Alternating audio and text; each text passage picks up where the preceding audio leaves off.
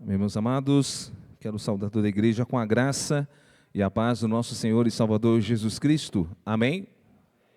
Louvado seja o nosso Deus Todo-Poderoso por nos dar mais uma noite na presença de Cristo, onde nós iremos aqui aprender a palavra do Senhor. Nós estamos numa sequência de estudos sobre o catolicismo romano. E hoje nós vamos avançar um pouquinho mais e falaremos sobre Pedro ser o primeiro Papa. Será que realmente a tradição católica está correta ao afirmar que Pedro é o primeiro Papa ou não? É o que nós vamos estudar aqui hoje, Pedro, o primeiro Papa. Antes, nós vamos orar. Eu convido todos juntos a orarmos ao Senhor. Nosso Deus, estamos diante de Ti, diante da Tua graça, da Tua misericórdia, e suplicamos ao Senhor que venha estender as Suas mãos sobre nossas vidas, sobre a minha vida, Senhor, para que eu possa anunciar o estudo desta noite com fidelidade, com tremor e excelência, para que, acima de tudo, o Teu nome seja glorificado e que possamos entender sobre algo tão importante que é as Tuas Escrituras, referente, ó Pai amado, a tradições nocivas ao Evangelho e ao cristianismo. Seja conosco, em nome de Jesus é que oramos. Amém. Convido a igreja a abrir a palavra de Deus. O texto que nós vamos meditar hoje é Mateus, capítulo de número 16, versículo de número 13 em diante. Mateus, capítulo de número 16, nós meditaremos no verso 13 a 19, só que agora nós vamos ler apenas o verso 18. Este é um texto muito usado pelos católicos romanos para defender o Pedro como o primeiro Papa. Todos acharam? Mateus 16, verso 18, diz assim: também eu te digo que tu és Pedro, e sobre esta pedra edificarei a minha igreja, e as portas do inferno não prevalecerão contra ela. Dar-te-ei as chaves do reino dos céus. O que ligardes na terra terá sido ligado nos céus, e o que desligardes na terra terá sido desligado nos céus. Amém? A igreja pode se sentar. Como nós vimos aqui, estamos estudando sobre o catolicismo romano, principalmente em nossa nação e também na nossa cidade, muito próxima aqui, a cidade de Aparecida, uma cidade bastante idólatra, onde o catolicismo é muito forte. E ao passar dos anos, muitas pessoas podem achar que o catolicismo é uma vertente do cristianismo, que na realidade somos irmãos e que está tudo certo, no final de contas todo mundo vai para o céu porque servimos o mesmo Deus. Quem nunca ouviu isso não tem evangelizado. Porque se você evangelizar, você em algum momento vai escutar essas frases. Mas será que realmente o catolicismo é cristianismo verdadeiro? Será que realmente são nossos irmãos católicos? Vejamos, nós já estamos aqui há algumas aulas falando sobre o catolicismo. Nós vimos a origem das religiões, nós vimos a origem do catolicismo, e hoje nós vamos falar também da origem, não propriamente das fundações que já foi falado pelo pastor Ricardo, mas da origem da crença do Papa ser iniciado com Pedro.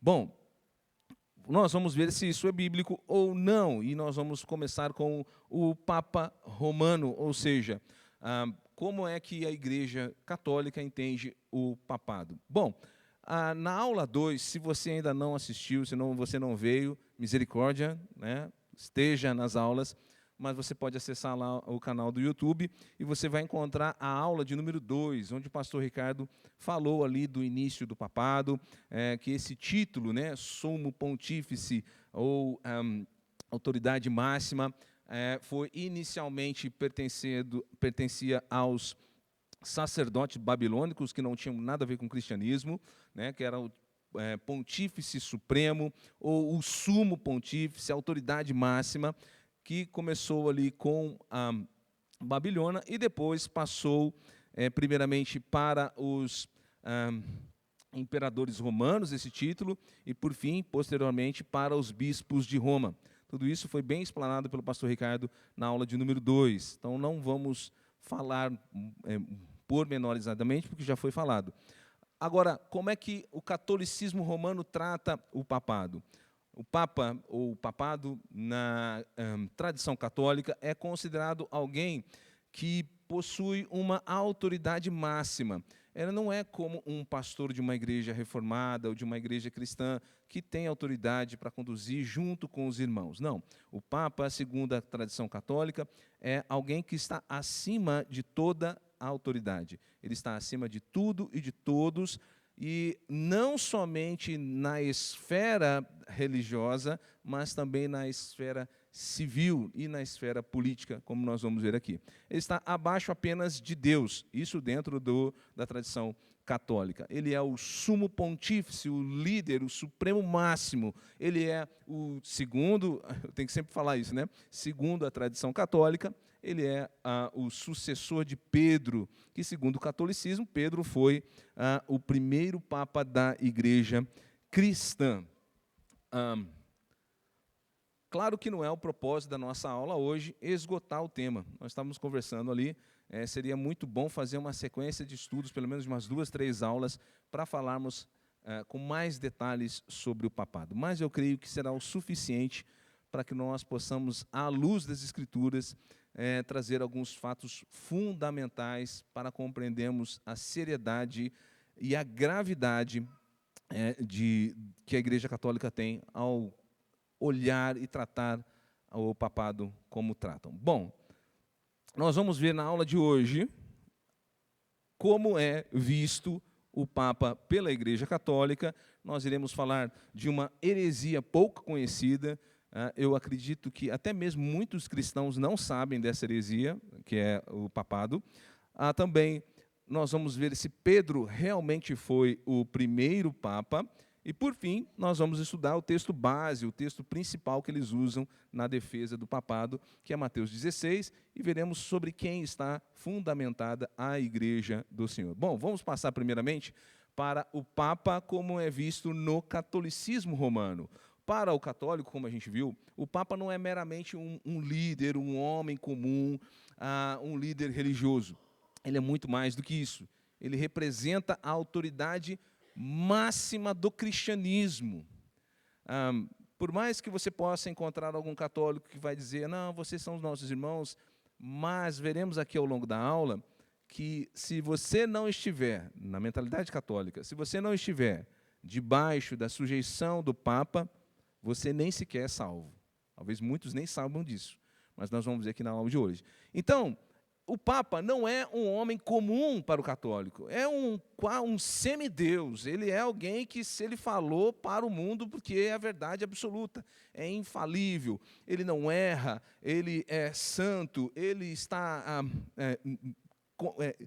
intimamente ligado com Deus. Ele representa a autoridade máxima da igreja, que tem a função de guiar os seus súditos, os seus fiéis, em todas as questões, principalmente nas questões relacionadas com a fé, decisões importantes sobre doutrina, sobre crença, até mesmo sobre a canonização de santos. Ou seja, o que o Papa diz que é para você crer é a verdade, e quem ele diz que é santo, ele é verdade, porque ele é infalível, ele é um semideus dentro do catolicismo.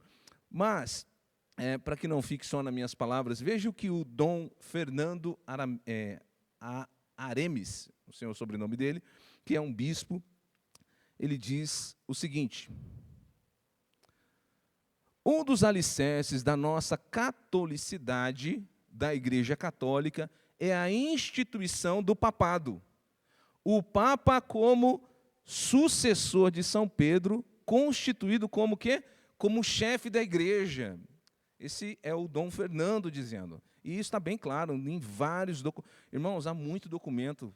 A gente vai acessando sites oficiais da Igreja Católica, documentos católicos, e você começa a ficar horrorizado como é que as pessoas não têm conhecimento, pelo menos eu nunca ouvi nenhum católico falar sobre isso. Mas não só sobre o chefe da igreja, é o que nós vamos ver mais para frente.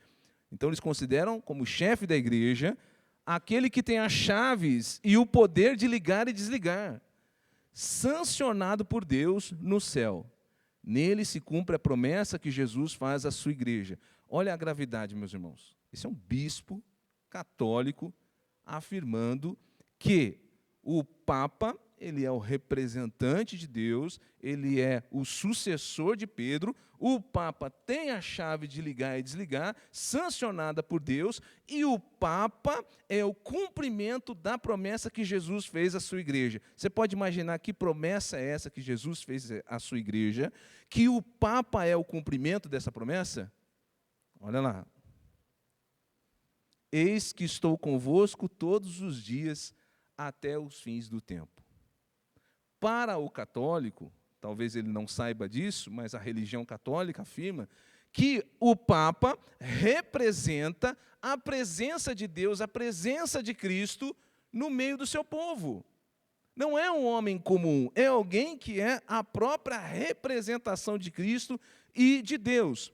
O Dom Fernando continua, ele vai dizer assim: a instituição do papado, que nos dá a garantia da presença contínua dele, Cristo, na sua igreja, através daquele que lhe faz, às vezes, o seu vigário. Talvez o católico não saiba, o crente também, o que é vigário. Sabe o que é vigário? É o substituto. Então, para o católico, o Papa é o substituto de Cristo, que faz com que seja garantida a presença de Cristo no meio da igreja. A presença de Cristo não é por meio da graça, por meio do Espírito Santo, por meio de Deus agindo. Não, não é. Para o católico, é a presença do Papa, que é a manifestação dessa promessa de Deus de estar conosco todos os dias até a consumação dos séculos. Qual é o problema dessas afirmações? Claro, são inúmeras, né? Agora, só nesse trecho, nós começamos a ver que o catolicismo diz que o alicerce da igreja é o Papa, que o chefe da igreja é o Papa, e que a própria presença de Cristo em sua igreja é quem? O Papa. Papa que é o sucessor de Pedro, que é o substituto, o vigário de Cristo na terra, e a lista vai. Talvez isso seja desconhecido de muitos cristãos e principalmente de muitos católicos. Só aqui já era para nós ficarmos de cabelo em pé, essa comparação do Papa com Cristo e com a presença de Cristo, com essas heresias todas. Mas é uma heresia pouco conhecida. Eu pergunto para algumas pessoas e a maioria não sabe absolutamente nada a respeito do Papa, a não ser que o Papa é infalível, que o Papa é um homem de Deus, que o Papa é um santo, mas não entendem a gravidade dessa heresia. Um bispo de Roma, há muitos anos atrás, no início da igreja cristã, ele fez o contrário dos papas atuais. Ele rejeitou o título de Papa, ou como bispo universal. Houve uma discussão onde ele vai expressar o que ele entendia como ser o bispo universal, o bispo de toda a igreja única, né? Esse Papa era o Gregório Magno, esse bispo, né? Gregório Magno, que era bispo de Roma, olha, em 590 até 604, bem ali, já nos primeiros séculos da igreja cristã. Veja o que ele vai dizer em relação ao papado. Ele que era um bispo, ele vai dizer assim, agora eu digo com confiança que todo aquele que chama a si mesmo ou deseja ser chamado sacerdote universal, em sua exaltação, o precursor do anticristo. É em sua exaltação o precursor do anticristo. Isso não é um pastor evangélico reformado falando. Esse é um bispo católico dizendo, olha, quem se chama a si mesmo ou deseja ser chamado de supremo pastor, de supremo pontífice, ou ser chamado de sacerdote universal, é em sua exaltação o quê? O precursor do anticristo. O que ele entendia? Olha só o que ele vai falar. Por quê? Ele vai dizer, porque ele orgulhosamente se coloca acima de todos, e pelo orgulho é levado ao erro, pois, como perverso, deseja aparecer acima de todos os homens. Eu acho que a maioria do católico nem conhece esse Gregório, né? E ele estava falando ali no início, olha, é uma coisa absurda. Como assim ser bispo? Como ser o sacerdote de todo o mundo? Não, não pode. Ser o pontífice maior, estar acima de todos os outros. Nós poderíamos gastar muito texto dizendo que Cristo deixou, no período que ele ensinou os apóstolos, que não deveria ser um maior do que o outro, mas aquele que desejava ser maior deveria servir a todos, né? E não almejar uma posição elevada. E aqui o bispo está refutando essa coisa absurda. E ele vai dizer, por isso, todo aquele que ambiciona ser chamado do único sacerdote, exalta-se acima de todos os outros sacerdotes. Gregório, então, ele está aqui demonstrando que o título de Papa Universal era um tipo de precursor do anticristo. O que isso significa? Ou seja, aquele que desejava ser um Papa Universal, um sumo pontífice de toda a igreja, como o único a ser o líder, ele está dizendo, você está agindo como o anticristo. Como o anticristo agiria, você está tomando a postura dele. E qual é o maior objetivo do anticristo? E Paulo vai nos mostrar. Qual é a ação do anticristo? Um papel bem claro que o anticristo faz, que Gregório está comparando com agora o sumo pontífice. Olha o que Paulo vai nos dizer, lá em 2 Tessalonicenses, capítulo 2, no verso 4. O qual, aqui Paulo falando do anticristo, o qual se opõe e se levanta contra tudo que se chama Deus ou é objeto de culto. Olha que interessante. A ponto de assentar-se no santuário de Deus, ostentando-se como se fosse o próprio Deus. Você está vendo a preocupação de Gregório? Não, mas vocês estão colocando numa posição acima de todos os bispos. Vocês estão tomando a atitude de anticristo, se colocando como Deus. Está errado. Então, veja, porque Gregório entendia que o maior propósito do anticristo é o quê? Se assentar como Deus, no trono de Deus, fingindo-se de Deus. Pastor, mas o que isso tem a ver com o Papa? Por incrível que pareça, e por mais irracional que seja, esta verdade de que eles realmente desejam ser parecidos com Deus, está estampado em vários documentos católicos. E não é nada obscuro, nada de duplo sentido, é bem às claras. Por exemplo, aparece lá numa encíclica, que era uma carta promulgada pelos papas, e essa encíclica promulgada pelo Papa Leão XIII, em 20 de julho de 1894, muitos anos depois de Gregório, infelizmente, não deram ouvido para Gregório, né? Essa encíclica, escrita pelos papas, que era uma ordem do Papa, né, decreto de Papa, que teria que obedecer tanto os bispos quanto também os fiéis. Essa carta de Leão XIII diz o seguinte, num dos trechos, tá? Não dá, eu gostaria até de colocar o trecho inteiro, mas eu vou colocar só esse trecho aqui, olha. Nós detemos nesta terra o lugar de Deus Todo-Poderoso, falando a respeito dos papas. Não está nada escondido, está bem claro ali, porque ele se põe assim, ó, nós estamos fazendo o papel de Deus aqui na terra. Nós temos a função da representação de Deus na terra. Isso foi do Papa Leão XIII. Mas não é só o Leão XIII, vários e vários outros papas ao longo da história dizem isso. Em outros documentos, há coisas escritas como a bula papal. Olha o que a bula papal, chamada Unam Sanctum, parece Satã, mas deveria ser, né? Unam Sanctum, emitida em 8 de novembro de 1302. Olha o que essa bula papal diz.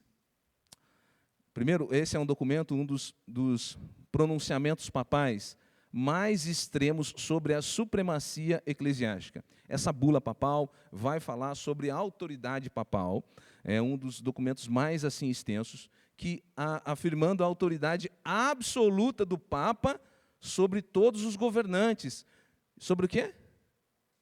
Sobre a salvação individual. Essa bula papal, ela vai falar que o Papa, lembra que eu disse? Ele não tem só autoridade sobre a igreja, ele tem autoridade sobre o governo e sobre a salvação individual. Olha o que ele vai dizer. A bula papal vai dizer assim: além disso, nós declaramos e definimos que é absolutamente necessária para a salvação de toda criatura humana esteja sujeita ao pontífice romano. Será que o católico sabe disso? Está lá no documento dessa bula papal, escrita em 1302. Tá?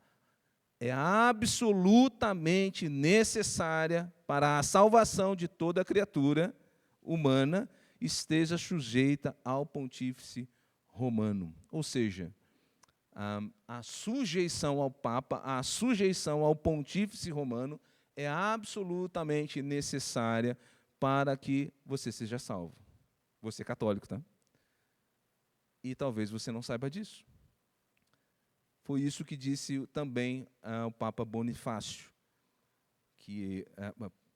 foi o Papa Bonifácio que escreveu essa bula, essa carta católica. Vocês estão percebendo como é muito mais nocivo, muito mais perigoso do que a gente imagina? Há muito mais, mas aqui já é o suficiente para nós entendermos ou termos uma noção, ou, que é o meu intuito, aguçar em você, como eu digo lá no PG de 60 mais, né? Provocar vocês para que vocês busquem mais conhecimento. Já é para estarmos de cabelo em pé. Só o fato de serem comparados com Deus, só o fato de dizer que eles são a representação da presença de Cristo no mundo e colocar também a questão da salvação individual, o estar sujeito à autoridade papal. Então, o catolicismo, meus amados, não é uma vertente diferente do cristianismo, é um cristianismo diferente. Não, não é. O papado não é um mero erro doutrinário, mas é uma heresia terrível e diabólica.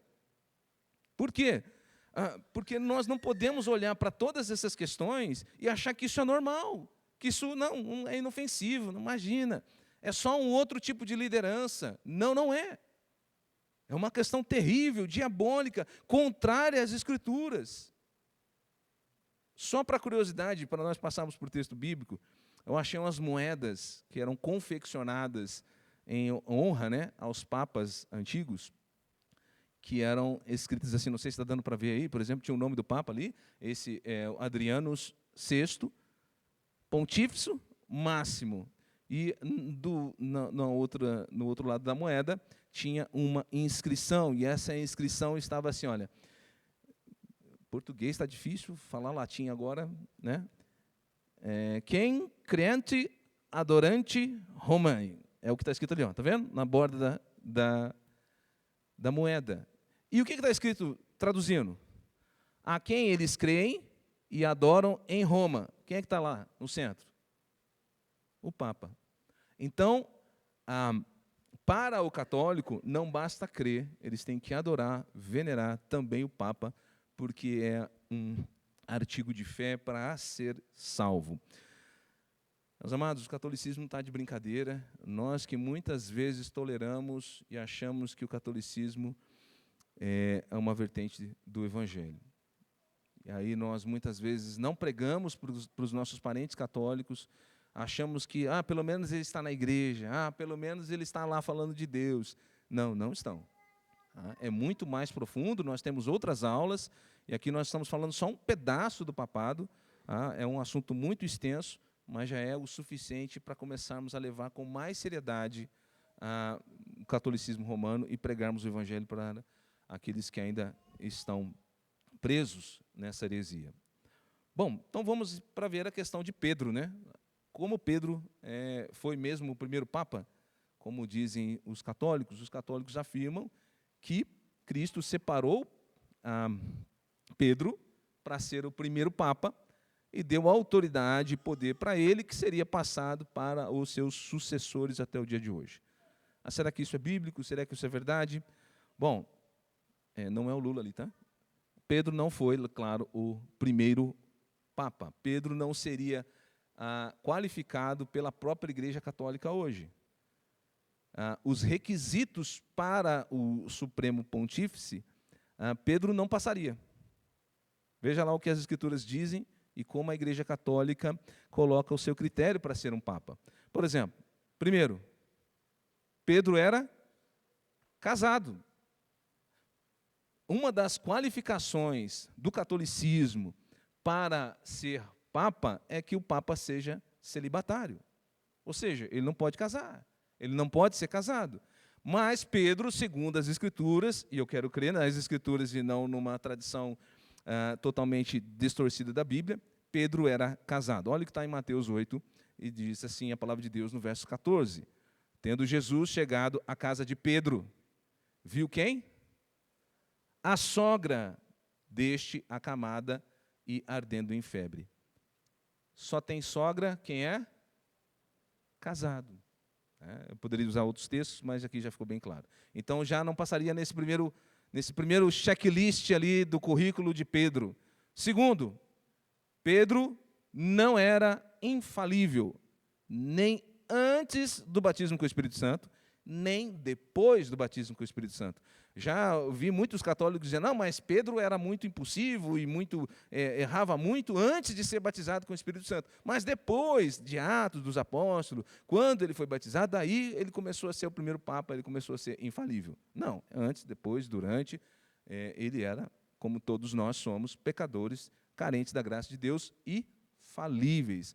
Mas, para o critério católico, a infalibilidade papal é necessária. O Papa não pode errar.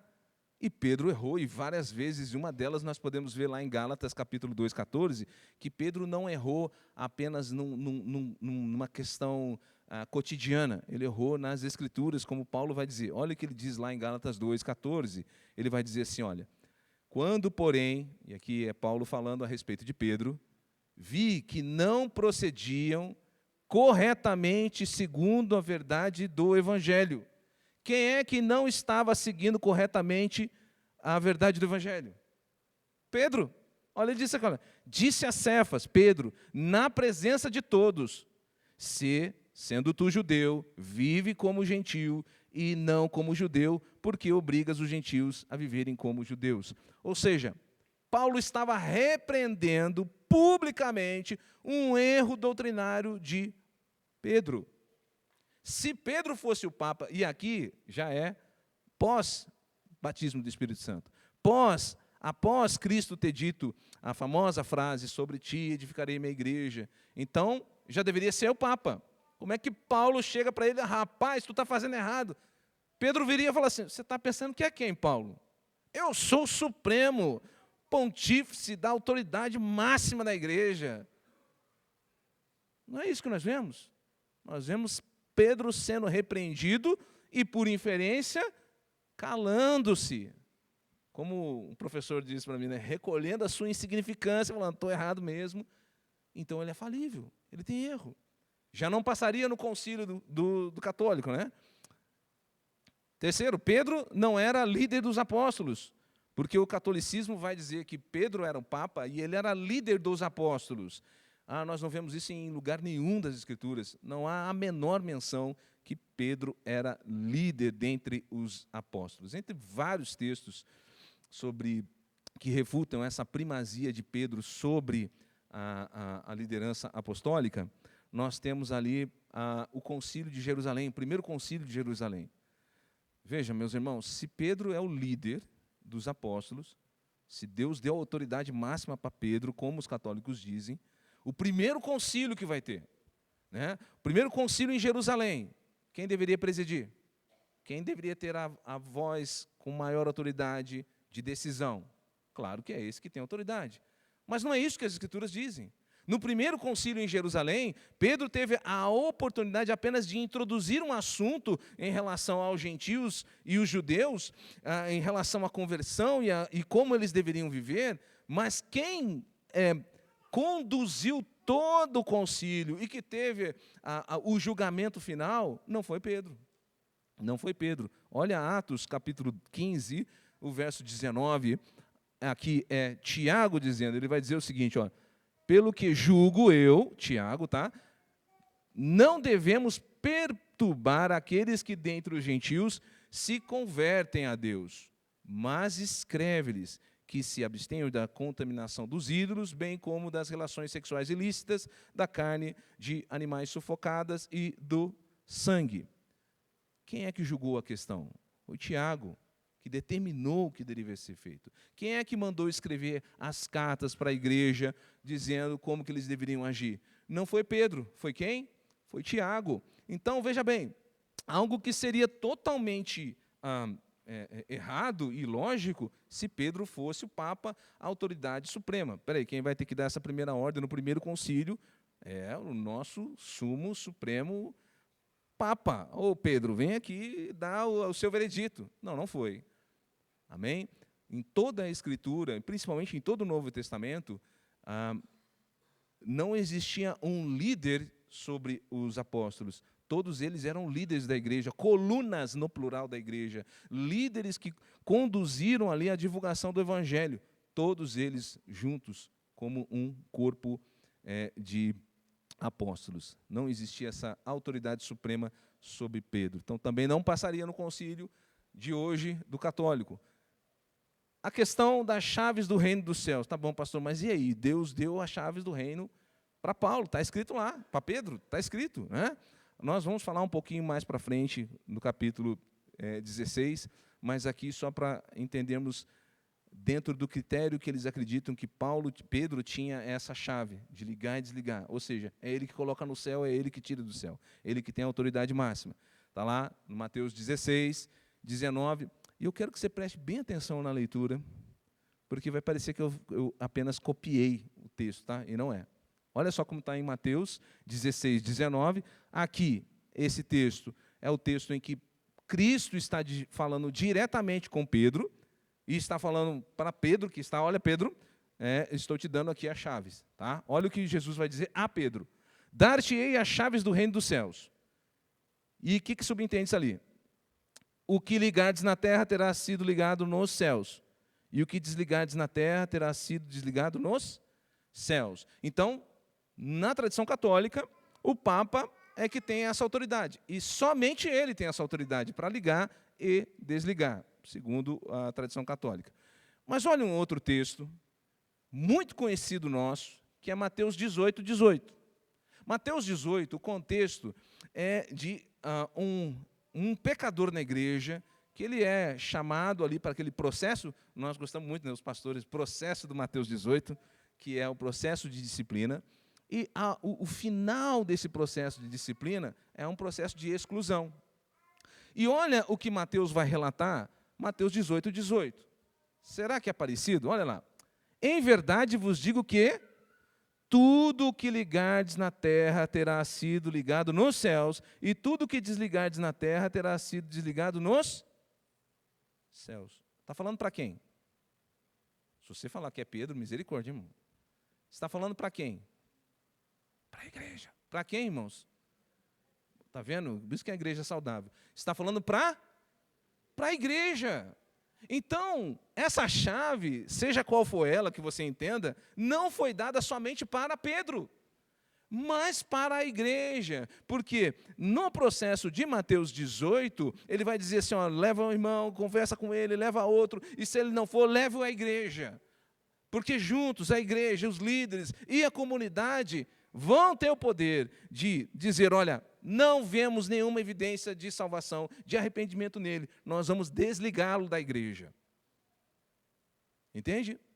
Então essa chave não é exclusiva de Pedro, porque Pedro é o sumo supremo, é o mega power papa do mundo. Não, não é. Porque o que foi dito para Pedro é dito para a igreja, não é algo exclusivo de Pedro ou de algum papa, nós vamos ver isso.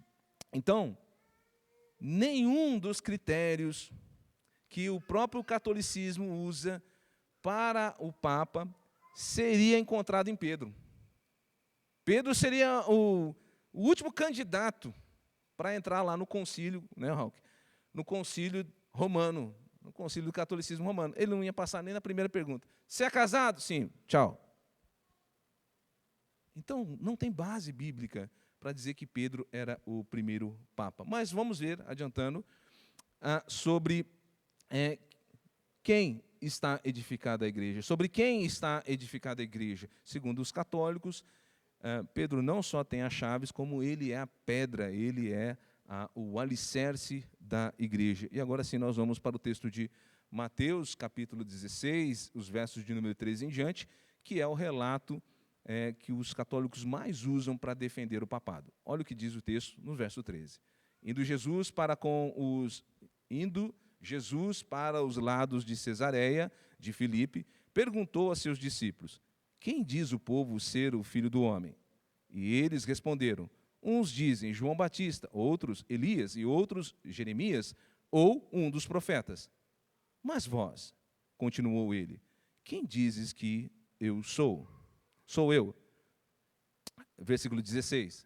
Respondendo Simão, Pedro disse: tu és o Cristo, o Filho do Deus vivo. Então Jesus lhe afirmou: bem-aventurado és, Simão Barjonas, porque não foi carne e sangue que tu revelaram, mas meu Pai que está nos céus. Também eu te digo que tu és Pedro, e sobre esta pedra edificarei a minha igreja, e as portas do inferno não prevalecerão contra ela. Versículo 19. Dar-te-ei as chaves do reino dos céus. O que ligardes na terra terá sido ligado nos céus, e o que desligardes na terra terá sido desligado nos céus. O que será que significa esse texto? Será que os católicos realmente estão certos? Então, realmente Deus entregou a chave, o poder, a autoridade a Pedro como Papa? Será que esse texto prova realmente que os católicos estão certos e que Pedro foi o primeiro Papa? Antes, nós precisamos fazer algumas perguntas. Eu sei que o pessoal do IRCT está acostumado a fazer isso, e do 60 mais, né, João? Vamos fazer perguntas para o texto. Nós precisamos olhar, não vamos fazer uma exegese completa, que seria muito bom, mas não temos tempo hábil, mas vamos fazer perguntas para o texto. Primeiro, nós estamos lendo o texto que está no Evangelho segundo Mateus. Quem é o autor do Evangelho segundo Mateus? Claro que é Mateus. Agora nós precisamos entender. Mateus, ele está escrevendo para um público majoritariamente judeu. E qual é o propósito maior da carta, da epístola não, né? Da biografia de Jesus que Mateus está fazendo? O propósito é provar para os judeus que Jesus é o Messias prometido, que ele é o Cristo que estava em todo o Antigo Testamento, aquele que viria para ser o Salvador do seu povo, o verdadeiro Filho de Deus. Então nós começamos a entender, peraí, quem é que escreveu? Mateus. Mateus era judeu, estava escrevendo para judeu. Qual era o propósito na mente de judeu? Na mente de Mateus? Provar que Jesus é o Messias, que ele é o Filho de Deus, o Salvador que viria libertar o seu povo. Então nós continuamos perguntando, qual é o assunto, então, principal desse texto que nós acabamos de ler? Mateus 16. Qual é o assunto? Qual é a conversa? O que está acontecendo? Qual é o diálogo que está acontecendo ali, Marli? Veja bem, nós precisamos fazer uma análise bem simples. Como é que começa a história? Com uma pergunta. Qual a pergunta inicial de Cristo? Vocês lembram?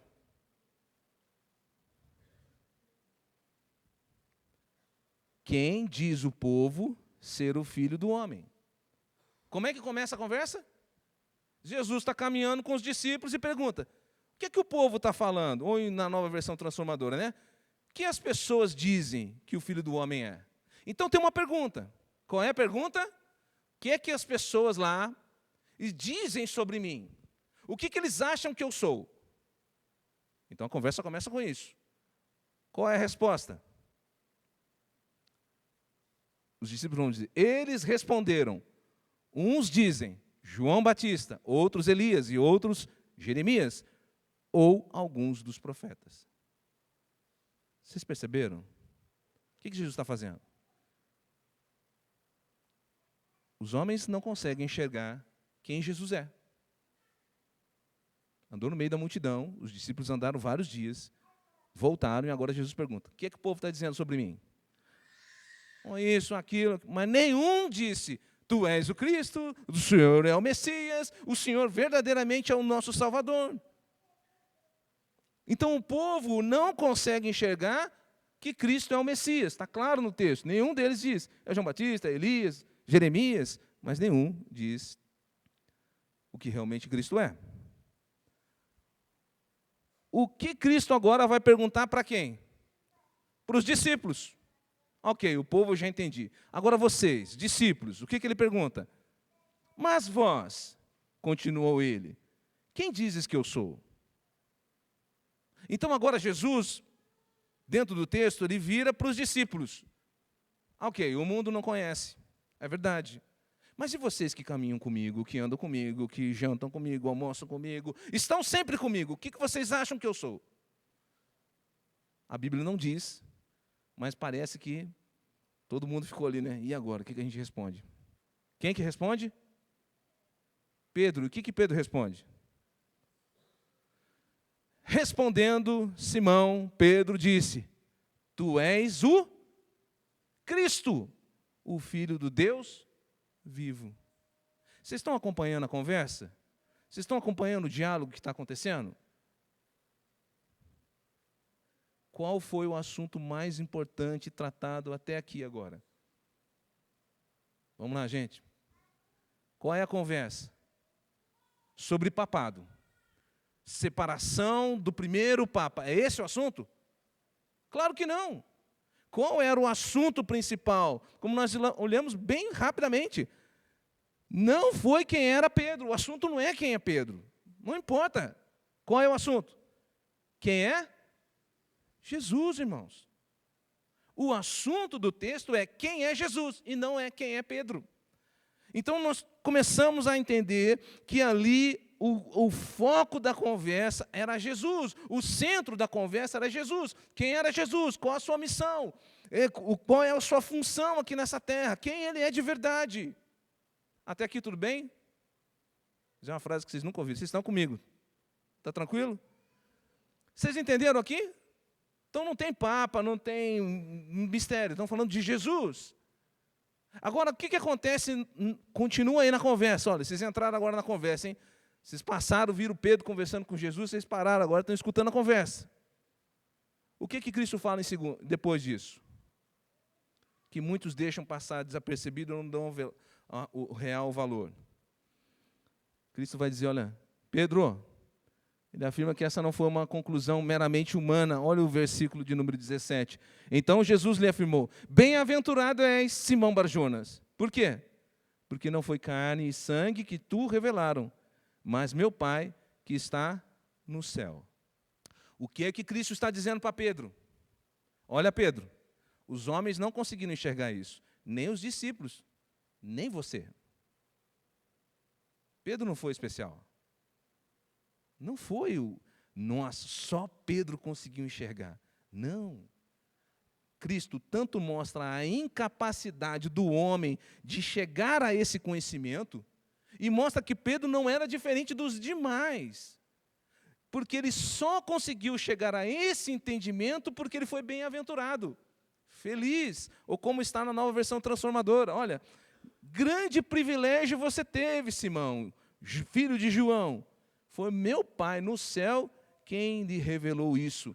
Nenhum ser humano saberia por si só. Você compreende o que Cristo está dizendo? Pedrão, ótimo, que maravilha que você teve essa revelação. Mas não veio de você. Não é porque você é bom, porque você é capaz, ou porque você é melhor do que os outros. É porque Deus te revelou. Porque Deus quis se revelar a você. Porque se não fosse assim, nenhum ser humano saberia por si só. Cristo tanto exalta a revelação de Deus, como coloca todos os seres humanos no mesmo patamar, incluindo Pedro. Pedro não era especial, Pedro não era ali o líder mais sábio de todos, que descobriu que Jesus era o Cristo. Porque se não fosse Deus revelar, nenhum homem saberia. E isso é uma doutrina bíblica. A graça de Deus de nos alcançar, de abrir os nossos olhos e de nos revelar quem Cristo Jesus é. Era para Pedro, era para Paulo, João e para todos nós. Então Cristo estava mostrando que Pedro não era especial, que Pedro não estava num patamar acima de todos os outros. Pedro não disse essa frase e virou, vocês não sabem nada. Não foi isso. Pedro estava no mesmo patamar do que todos. Então nós chegamos às primeiras conclusões. Então, temos Pedro, tão incapaz como qualquer outro homem, sendo agraciado, privilegiado pela graça de Deus para compreender a verdade fundamental de todo o Evangelho. Qual é a verdade fundamental de todo o Evangelho? Cristo é o Filho de Deus, o verdadeiro e o único Messias prometido para libertar o seu povo eleito. Onde está a separação do Papa aqui? O que tem de especial aqui? É o que Deus está dizendo. Todo o contexto, eu não estou inventando, estou estudando com vocês aqui junto, amém? O contexto da história, a conversa que nós estamos escutando aqui, né, com Pedro e Jesus, era sobre Cristo, e sobre essa verdade. Cristo é o Filho de Deus, o verdadeiro e único Messias prometido para libertar o seu povo. Por que nós sabemos disso? Porque quem está escrevendo é um judeu, que está contando para outros judeus que Cristo verdadeiramente é o Messias, o Filho de Deus que veio para salvar o mundo. E Cristo está falando exatamente isso. Sabe por quê? Em nenhum outro evangelho tem esse relato dessa forma. O evangelho de Marcos, que muitos acreditam que foi ditado pelo próprio Pedro, não tem essa frase, Pedro, tu és a pedra, e sobre essa pedra edificarei minha igreja. Não tem. Em nenhum outro. Aqui Mateus está dando essa ênfase para mostrar que Cristo verdadeiramente é o Filho de Deus, o Messias prometido. Agora, com base nessas informações, vamos avançar para o restante do texto. Olha o que diz Mateus 16, verso 18. Estão acompanhando a conversa de Jesus com Pedro? Com os discípulos? Legal, você entendeu que eu sou o Cristo. Mas isso não vem de você. Deus é que, por misericórdia, deu esse entendimento. E agora, com base nessa informação, verso 18. Também eu te digo que tu és Pedro, e sobre esta pedra edificarei a minha igreja, e as portas do inferno não prevalecerão contra ela. O versículo que nós acabamos de ler aqui, qual é o fato mais importante desse versículo?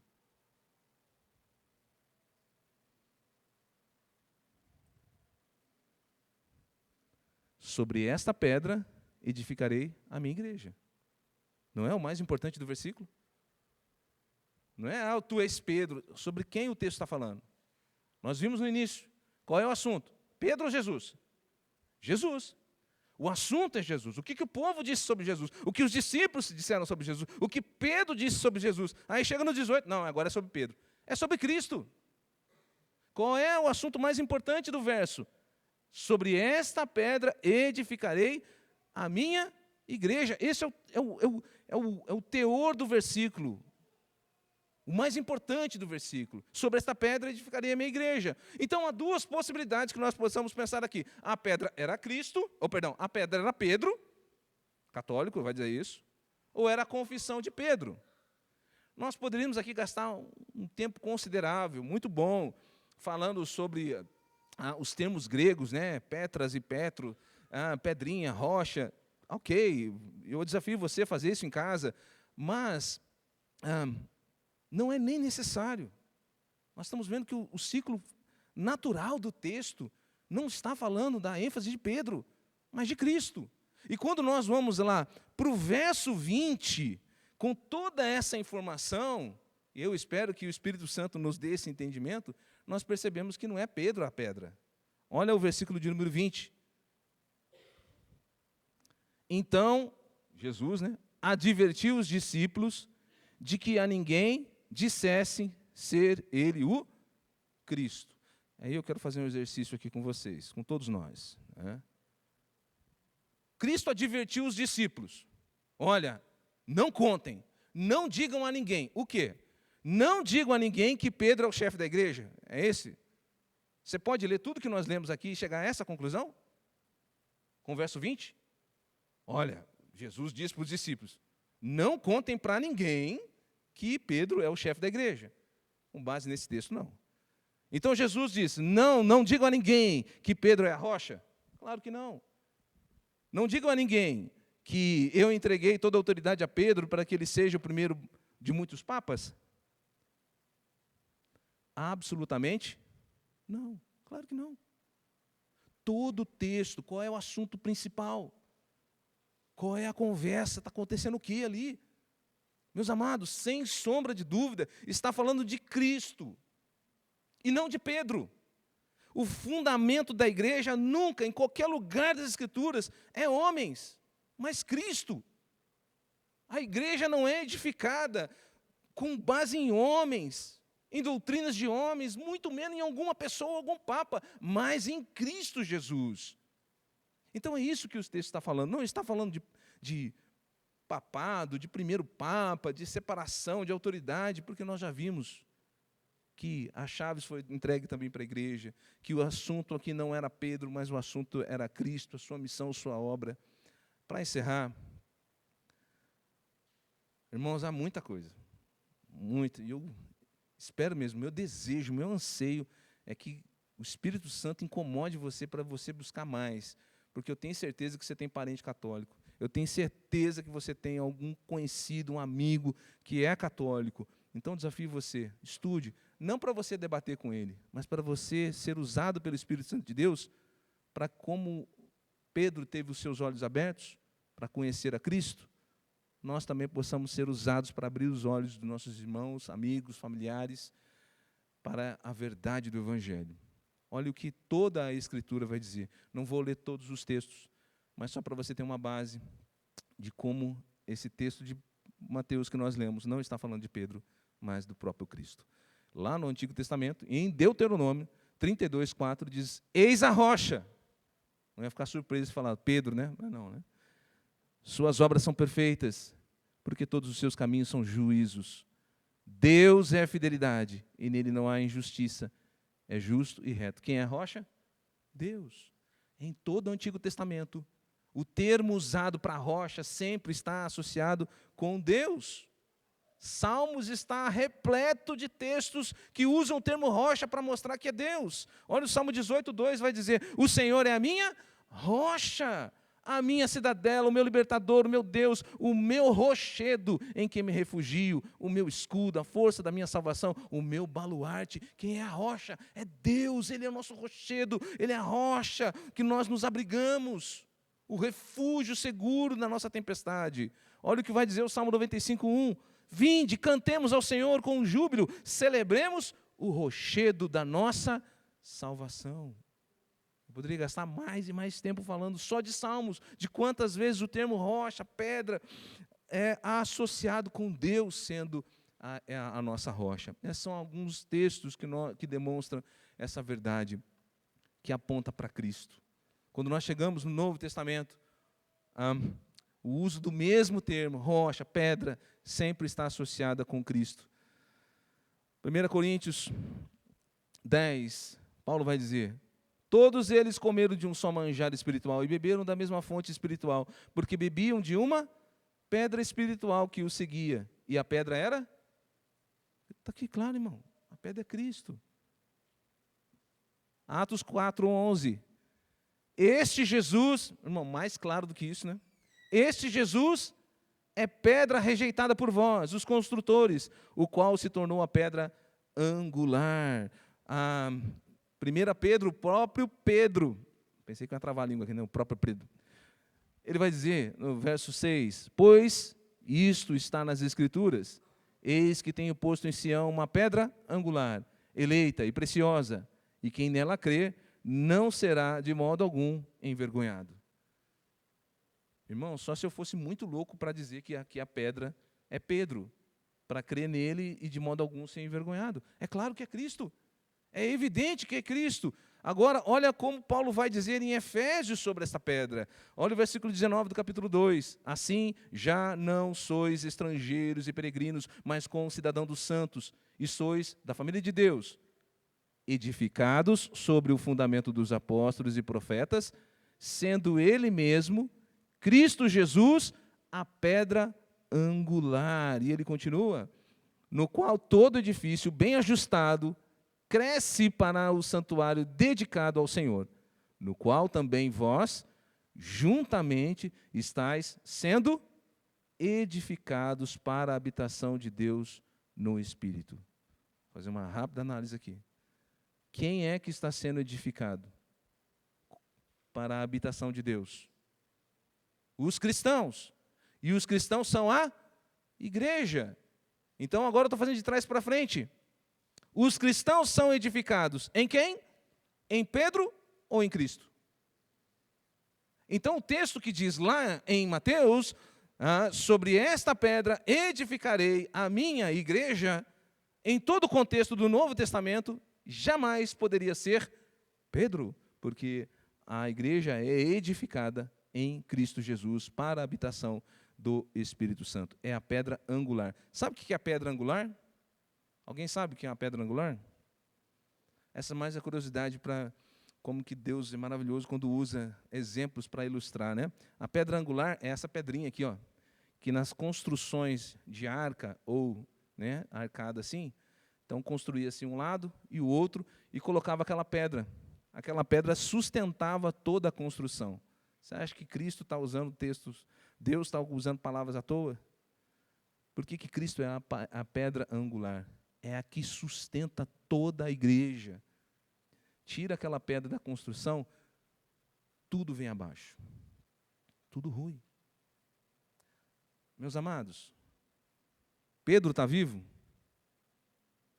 Sim ou não, irmão? Misericórdia, hein? Ajuda aí. Pedro está vivo? Não. Pedro não está mais entre nós. Pedro não existe mais. Mas é a igreja. Claro que existe.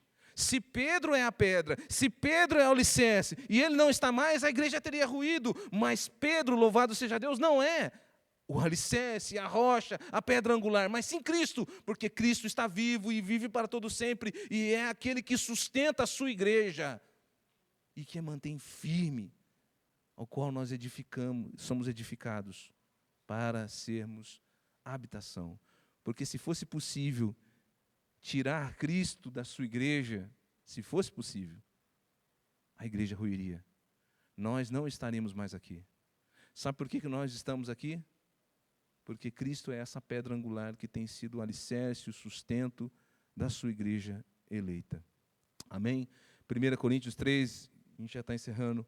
Porque ninguém pode lançar outro fundamento, além do que foi posto, o qual é Jesus Cristo. A igreja é edificada não em Pedro, ou em papas, ou em qualquer outro homem, mas unicamente em Cristo Jesus. Cristo é a nossa rocha de salvação, nossa pedra angular, pelo qual somos edificados e sustentados como igreja de Deus, igreja do Deus vivo, para a habitação de Deus, por meio do seu Espírito Santo. Não há nenhuma outra rocha em que possamos confiar, pois somente Cristo é o nosso Senhor e Deus, rocha inabalável de salvação, que preserva e sustenta os seus eleitos.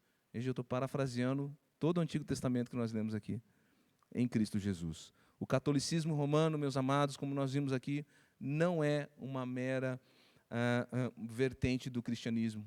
É um cristianismo meio diferente. Não, não é. É algo extremamente nocivo ao Evangelho, pois deturpa as verdades eternas e rouba e transfere para homens falhos, pecadores, atributos que pertencem somente a Cristo Jesus. Pedro e nenhum outro homem é o alicerce da igreja de Cristo. Somente Cristo é e sempre será a rocha firme, onde a igreja, pela qual ele derramou seu sangue, é edificada, sustentada e preservada até o fim. Amém? Convido a igreja a se colocar em pé, em nome de Jesus.